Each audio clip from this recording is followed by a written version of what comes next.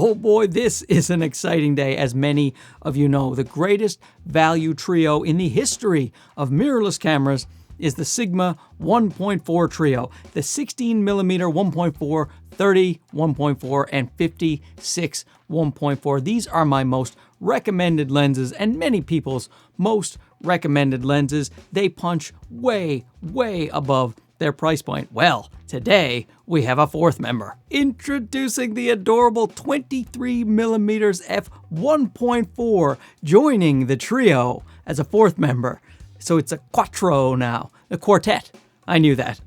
And basically, these lenses will give you G-Master quality on your APS-C cameras. So if you're looking for a full-frame 35mm equivalent, this is pretty much an instant buy, so let's talk about it. So I put him here on my little ZV-E10 because he suits Doug like a glove. He also suits the FX30 that you're looking at absolutely fantastically. These lenses, first of all, I should say thanks to Sigma Canada for putting me on the embargo list. They know what's up. They know this guy is where it's at, so they got me to sign a non-disclosure agreement, and then I got to test out the lens for a little while. And this thing, I mean, there's a couple of drawbacks that I'll get to at the end, but it's an excellent lens. Spoiler alert. Oh, and before I forget, there will be affiliate links for everything down below. So if you're thinking about buying stuff, do Marky a solid and give him tons and tons of money. So a quick refresher, this is the 16mm f1.4, one of the most popular lenses in the history of mirrorless cameras. This guy is so great. It's about a 24mm equivalent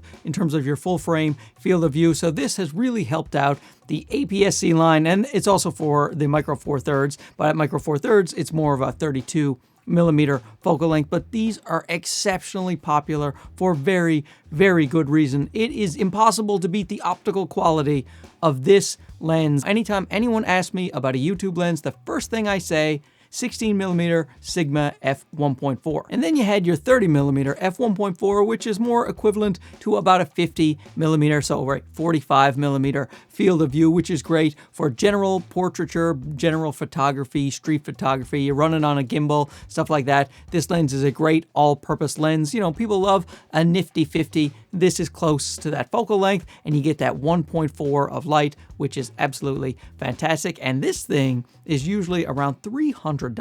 So once again, a steal of a lens. And this one right here is the 56mm 1.4. And this is still the best portrait lens you can buy for the APS-C system or the micro four thirds system. This is absolutely a ridiculous lens in terms of sharpness. You get that wonderful bokeh. It will make your pictures look wonderful. Anytime anyone asks me about an APS-C, what do I do to take photos, to take portraits of people? This is 100% of the time my answer. But now I will certainly recommend this lens right here, the 23mm 1.4, when you want that 35mm field of view equivalent full frame, and that is what a lot of people are looking for. I have been waiting for this lens for years. I did everything I could to find a 24mm basically in terms of APS-C so I could get around that 35mm focal length, and I just couldn't find one that I was really happy with. I ended up buying this one right here. This is a 24mm G-Master lens because I have some full frame cameras,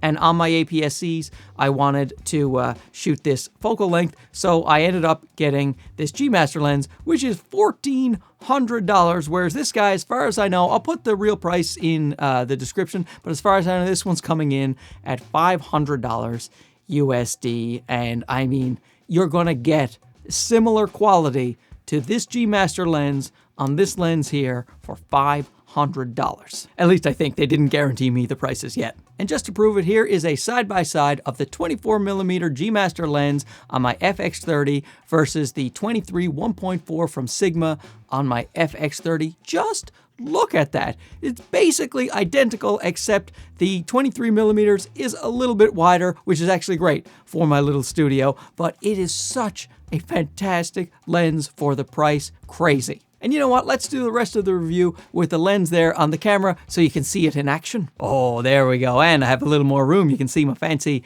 little tube lights, and maybe people will stop saying I look like Chris Nolan when I use this focal length. I found that when I switched to the 16mm for my videos, everyone kept saying I looked exactly like Chris Nolan, and so I don't want that. I'm going to switch it to this now, and let's see what people think Huh?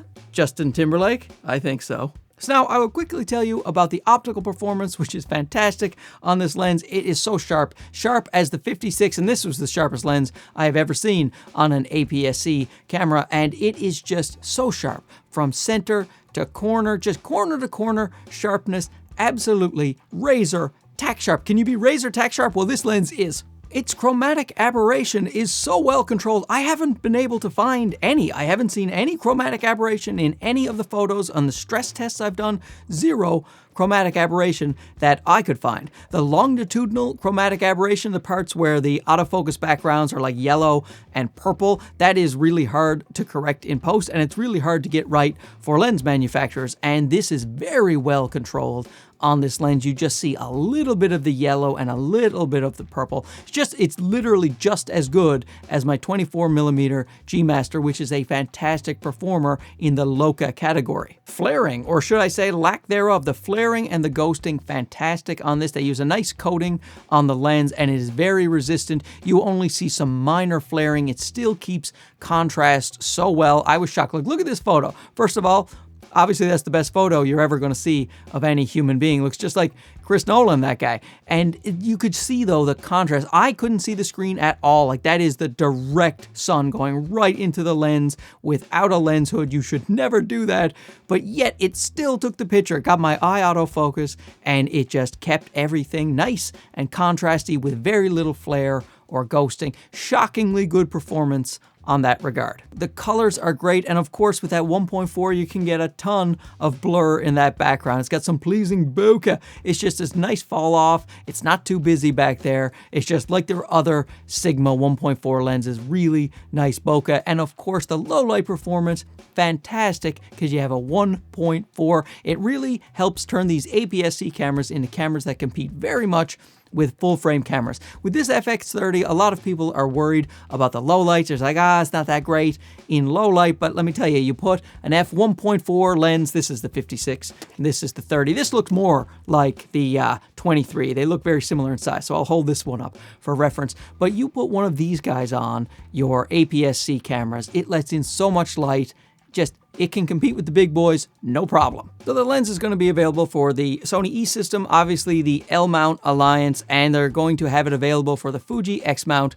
coming up in the summer. So if you have one of those systems, I think this is a lens you should heavily consider. It goes from f1.4 to f16. It has a filter thread size of 52 millimeters, has 9 rounded blades, it weighs 340 grams, and it has no bells and whistles on it, just a focus ring, and that is all. Sigma says this is the APS-C version of their 35 millimeter 1.4 art lens, and I could believe that because optically it is absolutely fantastic. But there are a couple of drawbacks with this lens. Of course, at this price point, you can't expect total and utter perfection, and one of them is focus breathing. The focus breathing is definitely quite noticeable. It is pretty large, and if you're going to do long focus pulls, you're definitely going to see it. When you're doing things like this, interviews, talking heads, shooting it the way you will often shoot it, you won't see the focus breathing. But if you're going to go from really close focus to far away, you see how the screen moved in and out, you're going to get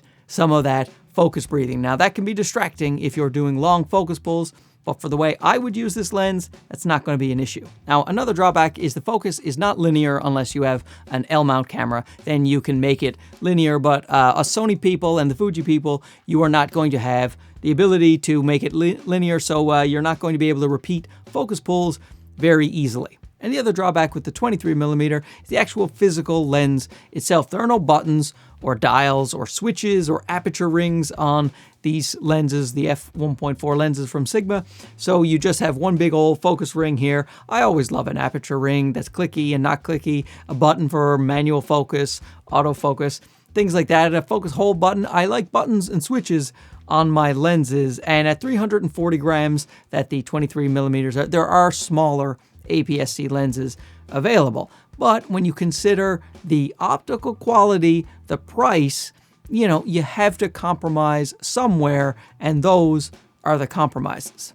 Now, you are going to see some vignetting and some barrel distortion if you have all the corrections turned off, but I don't know why you would do that. Turn on the corrections in your camera, and then when you're using, say, your raw photos in Lightroom, apply the profile that Sigma will provide to Lightroom, and everything will be fine. I don't see any form of vignetting when you apply. They sent the profile along with the lens so that I could check it out in Lightroom. And sure, there's some vignetting and barrel distortion before you apply the profile, but after you apply it, it's all gone. So great. Now, a lot of people want to use this for general purpose videography or film. A lot of people love that 35mm full frame equivalent field of view, especially for interviews and things like that. The camera's not right up on your subject. You can have the camera 8 or 10 feet away and still get a nice shot of the torso and the head, as long as that is what you want to show of that human being. Then it's just a really good focal length for interviews. I would say it's the most popular interview focal length. A lot of people like it too in their studio. Gerald Undone, I know, is always using a 35mm full frame